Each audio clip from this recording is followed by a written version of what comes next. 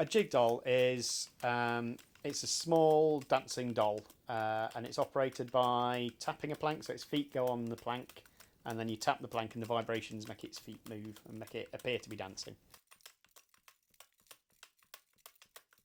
So I think jig dolls are a traditional form of street entertainment. They evolved out of puppets like Nancy.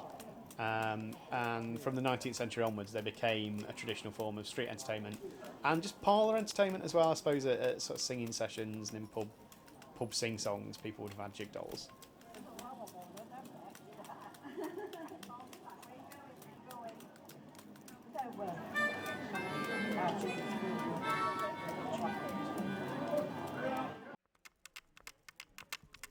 Says Bulk Robin to little Jenny Wren, let us both be married, oh please tell me when. Little Jenny Wren, yes I shall marry thee, strawberries flourish in the salt, salt sea.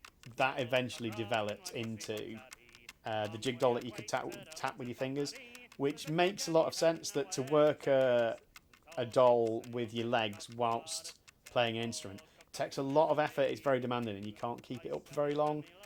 Whereas a jig doll that you can work just tapping it with your hands, that you can do a lot longer. I can get an hour, maybe an hour and a half before I start to ache, and your back starts to ache and your arms start to ache. And I get pains down my sides while I'm doing it, but you get a lot longer out of that. It is possible, I've seen it done, that you could work them with a treadle, which would allow you, that would free up your hands, so you'd be able to play and do that.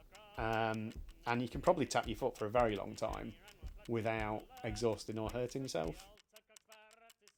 My name is Dave Mooney, and I'm a busker, so I do various kinds of busking, including using jig dolls, which are little dancing dolls that dance on the end of a plank.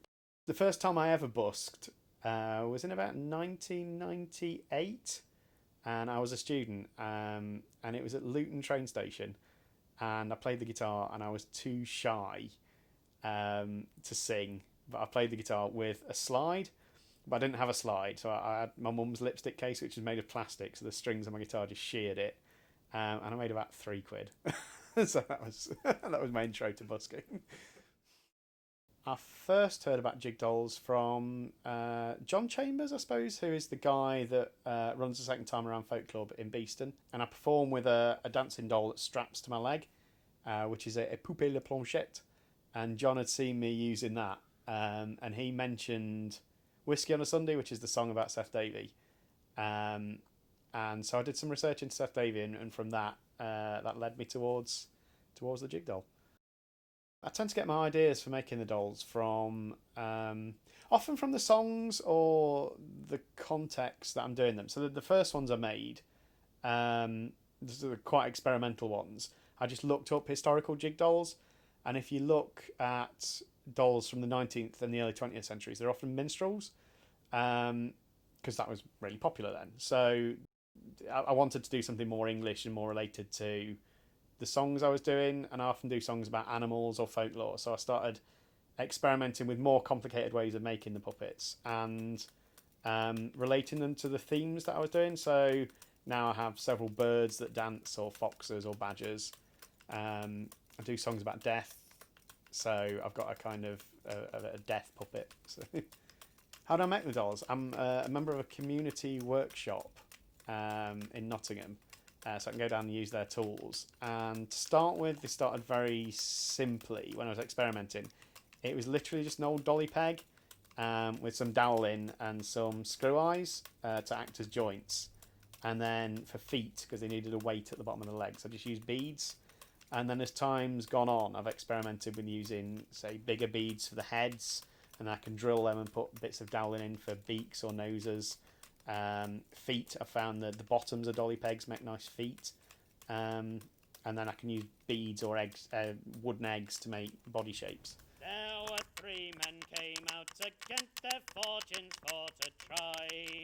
And these 3 men made a song. When I'm singing, when I'm performing in the street, I tend to use traditional English folk songs, and most of them lend themselves to being performed with a jig doll. Sometimes you have to think about the rhythm, that a nice 4/4 rhythm is perfect for using them. And they can't be too slow either. They need to be relatively pacey. And a good strong melody, because I'm working the jig doll with my hand. It has to be performed a cappella.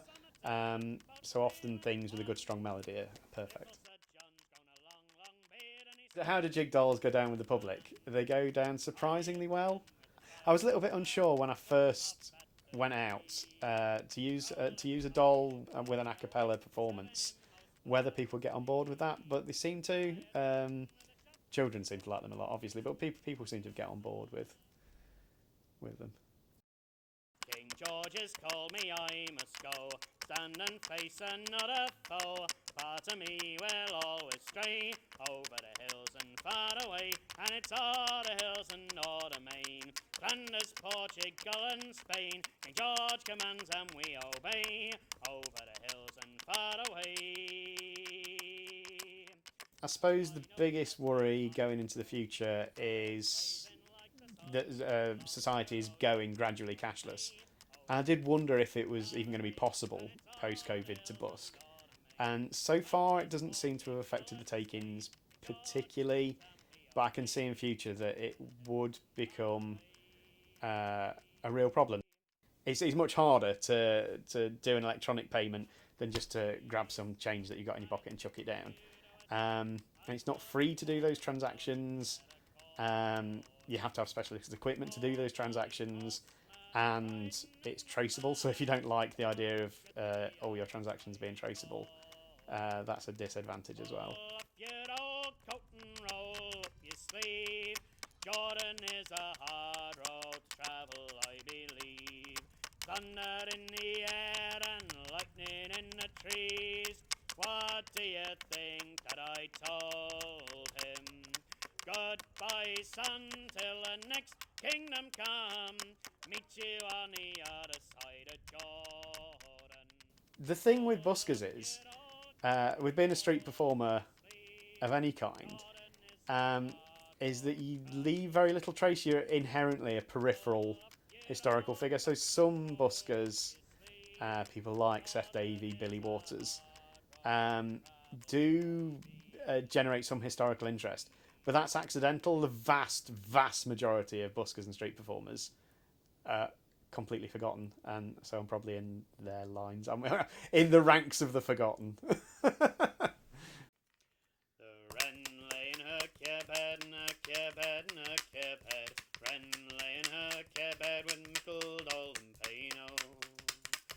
In comes Robin Redbreast, Redbreast, Redbreast.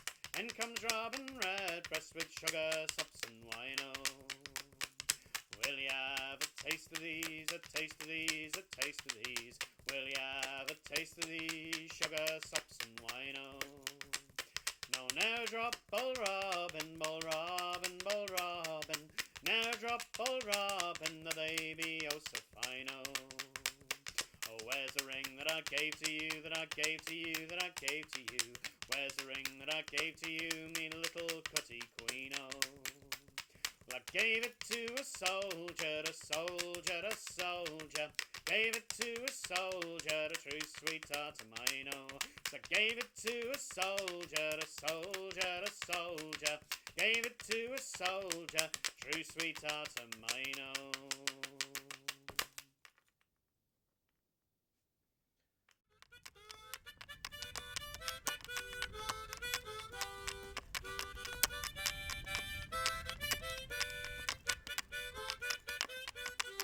I fell off the end of that one.